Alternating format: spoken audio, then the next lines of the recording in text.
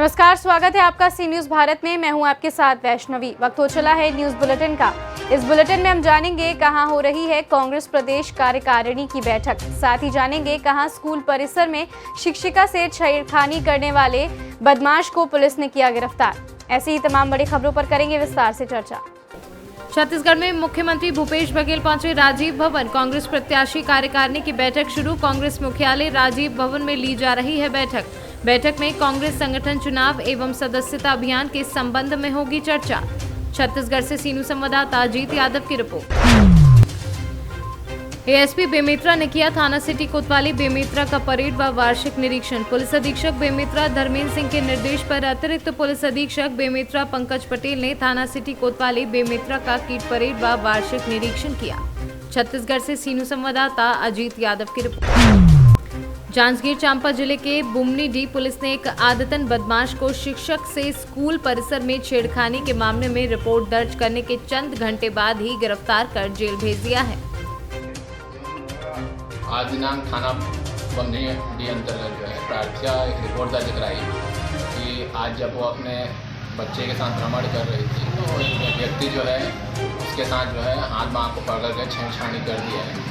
उनकी रिपोर्ट पर जो है थाना बुमनीडीह में तत्काल जो है FIR दर्ज किया गया और प्रार्थना की रिपोर्ट के संबंध में वरिष्ठ अधिकारी श्रीमान पुलिस अधीक्षक महोदय, श्रीमान अतिरिक्त पुलिस अधीक्षक महोदय और अनुभागीय अधिकारी पुलिस चांपा को अवगत कराया गया। उनके दिशा निर्देश पर जो है महिला संबंधी अपराध में तत्काल आरोपी की गिरफ्तारी करने के दिशा निर्देश प्राप्त होने पर विधिवत कार्रवाई करते हुए प्रकरण के आरोपी राजेंद्र पटेल को तत्काल जो है टीम गठित करते हुए उसको घेराबंदी करके पकड़ा गया।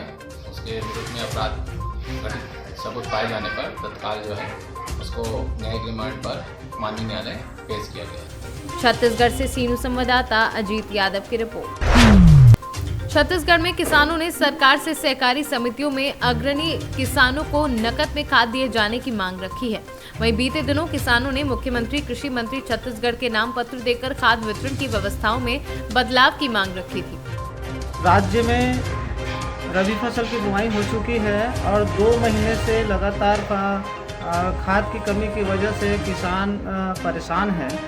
और सबसे बड़ी समस्या ये है कि जो सहकारी समितियों में जिन किसानों को जो ऋण लिया गया है उन किसानों को सहकारी समिति से खाद तो मिल जाती है, परंतु जो निजी दुकानदारों से जो खरीदते हैं, नगद में जो खरीदी करते हैं किसान, उन किसानों को उन्हें ज़्यादा से ज़्यादा दामों पर खरीदी करना पड़ता है।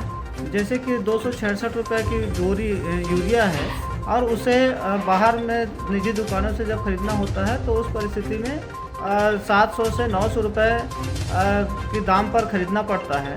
इसलिए हमने मुख्यमंत्री जी से, कृषि मंत्री जी से, मार्केट के अधिकारियों से और अपेक्षा बैंक के अधिकारियों से मुलाकात करके हमने उनसे मांग किया है कि चाहे वो अऋणी किसान हो या ऋणी किसान हो, सभी किसानों को सहकारी समितियों से खाद मिलनी चाहिए, पर्याप्त खाद मिलनी चाहिए, सरकारी दर पर खाद मिलनी चाहिए। इससे क्या है कि बाज़ार में जो कालाबाजारी हो रही है, जमाखोरी हो रही है खाद की, उसके ऊपर अंकुश लगेगा। मैं तेजराम विद्रोही, सचिव अखिल भारतीय क्रांतिकारी किसान सभा। छत्तीसगढ़ से सीनू संवाददाता अजीत यादव की रिपोर्ट। छत्तीसगढ़ में बचपन से गरीबी की जिंदगी देखने वाला राजेश साहू आज अपनी मेहनत से अच्छे मुकाम हासिल कर लोगों की जरूरत के समय हर संभव मदद करना अपना फितरत बना लिया है और अच्छे सामाजिक कार्यकर्ता के रूप में अपनी पहचान स्थापित की है, क्योंकि ये हर व्यक्ति के दुख तकलीफ को बखूबी समझता है और उनमें अमल भी करता है। इसका उदाहरण गांव में कई विकास कार्य जो उन्होंने खुद के खर्चे से कराए हैं, जैसे यात्री प्रतीक्षालय, मंदिरों और स्कूलों में चबूतरा निर्माण, यहाँ तक कि लोगों की आर्थिक परेशानी को भी दूर कर देता है। बच्चों की पढ़ाई को लेकर विशेष लगाव रहता है, छात्र छात्राओं को हर संभव मदद भी करता है। स्कूल प्रांगण में एक मंच अपने स्वयं के लागत लगाकर देने जा रहे हैं और ऐसे सराहनीय कार्य उनके द्वारा कई वर्षों से कई तरह का काम किया जाता है। वो समाज का भी गौरव है और उनका वैसे प्रयास रहता है कि मैं कुछ न कुछ करता रहूं। ऐसे योगदान देने वाले एक प्रकार से वो दानवीर भी है। मैं उनकी तहे दिल से स्वागत करता हूं और ऐसे ही महान पुरुष की आज देश में समाज में आवश्यकता है क्योंकि शरीर जो निर्माण हुआ है उन्हीं की बदौलत है। इसमें भाई राजेश कुमार जी सिन्हा समाजसेवी जो हैं वे सीमेंटीकरण आज और दुर्गेश्वरी मंदिर का जो निर्माण है उनके द्वारा कराया गया है।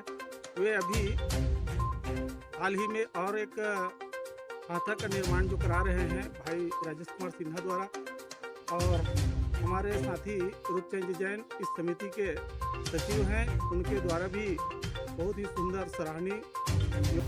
छत्तीसगढ़ से सीनू संवाददाता खिलावन चंद्राकर की रिपोर्ट। जयपुर विधानसभा भाजपा प्रत्याशी अमरीश रावत ने अपने पैतृक गांव देवपुरा पंचायत शेखपुर हकीम में किया मतदान। लाभ मिल रहा है, उसको लेकर के जनता पूरी तरह भारतीय जनता पार्टी के पक्ष में उत्साहित है और भारतीय जनता पार्टी का कमल खिलना जयपुर विधानसभा में तय है। आप एक मतदाता हैं, मतदाता क्या सोच करके वोट कर रहे हैं? एक मतदाता होने के नाते आप किस मुद्दे को लेकर के आपने वोट डाली? जन कल्याणकारी योजनाएं, नए राष्ट्रवादी विचारधारा को आगे बढ़ाना, राष्ट्र का निर्माण, समाज का निर्माण, महिला सुरक्षा, बेटी बचाओ बेटी पढ़ाओ। बाराबंकी से सीनू संवाददाता मोहम्मद शकील की रिपोर्ट। अवागढ़ स्थित राजघराना द्वारा किला के पास फैमिली पार्क बनने का कार्य जोरों शोरों से जारी है, जिसके संबंध में अवागढ़ किला के ऋषिराज सिंह के द्वारा बताया गया कि वह भी टूरिज्म से जुड़े हुए व्यक्ति हैं। एटा व अवागढ़ क्षेत्र के अधिकांश लोग परिवार के साथ बाहर टूर पर जाते हैं, लेकिन उन्होंने इसी को ध्यान में रखते हुए छोटे बच्चों से लेकर बड़ों तक के लिए मनोरंजन के सभी आयाम स्थापित करने का प्रयास किया है, जिसमें सस्ता और अच्छा माहौल लोगों को उपलब्ध हो सके।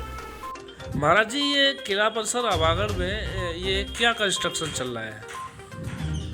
दरअसल में ये हमारी एक पुरानी बिल्डिंग थी जी, जो कि अभी तक ऐसे ही पड़ी हुई थी, काफ़ी जीर्ण हालत में हो गई थी ये।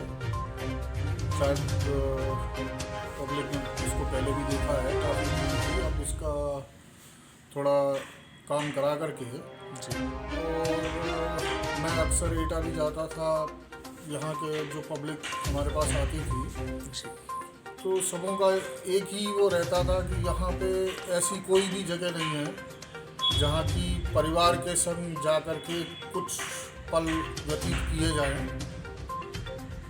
तो कई जगह मैं जाता था, टूरिज़्म से जुड़ा हुआ आदमी हूँ, तो देखते थे बाहर, हम भी काफ़ी ऐसी जगहों पे घूमने गए।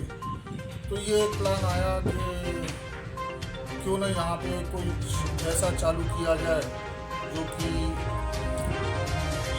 टूरिज़्म को भी अट्रैक्ट करे, लोकल पब्लिक के लिए भी एक जगह ऐसी हो जहाँ की। एटा से सीनू संवाददाता राघवेंद्र अग्रिया की रिपोर्ट। शनिवार को भारतीय जनता पार्टी के प्रदेश अध्यक्ष स्वतंत्र देव सिंह ने कहा कि भारतीय जनता पार्टी ने देश में वंशवाद की राजनीति को समाप्त कर देश में अमन, चैन, सुख व समृद्धि का कमल खिलाया है। लक्ष्मी किसी पंजे पर नहीं है, हाथी पर नहीं है, साइकिल पर नहीं है, बल्कि कमल पर आती है। उन्होंने कांग्रेस, सपा व बसपा को निशाने पर लेते हुए जमकर तंज भी कसा। किसी के आराध्य देव दुनिया में 26 साल टेंट में नहीं रहे मित्रों। हमारे आराध्य देव 26 सालों तक टेंट में रहे, तूफान में, आंधी में, बरसात में। दुनिया में किसी के आराध्य देव टेंट में नहीं रहे मित्रों, लेकिन हमारे आराध्य देव टेंट में रहे। लेकिन एक चाय बेचने वाला देश का प्रधानमंत्री बना तो अयोध्या में उतर के राम मंदिर का नींव रखा मित्रों। अब हमारे आराध्य देव टेंट में नहीं रहेंगे, हमारे आराध्य देव मंदिर में रहेंगे मित्रों। यही नहीं, गरीबों का किसी ने कल्याण किया तो आदरणीय मोदी, एक माई से मैं पूछा कि माई वोट किसको दोगी? माई ने कहा अपने बेटे को वोट दूंगा। हम के माई बेटा कौन है? बोला रिक्शा चलाता है। नेताजी, मेरे पुरखे निकल गए, मैं मड़ई में रहता था, मेरी पीढ़ियां निकल गई, मेरे कच्चे मकान में ईंट का गारा नहीं देखा, ईंट का मकान नहीं देखा था, शौचालय नहीं देखा था। महाराजगंज से सीनू संवाददाता अरुणेश कुमार गुप्ता की रिपोर्ट।